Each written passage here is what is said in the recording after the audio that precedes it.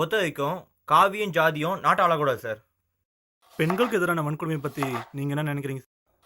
பெண்களுக்கு எதிரான வன்முறையில் ஈடுபடுறவங்கள அவங்களுக்கு ஆண்மையே இல்லாமல் பண்ணிடணும் சார்.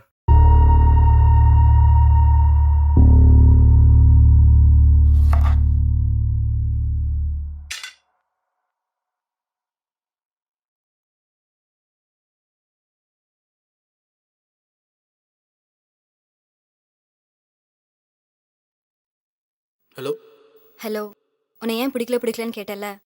வீட்டுக்கு உடனே வா, நான் சொல்கிறேன். சரி வந்துடுறேன்.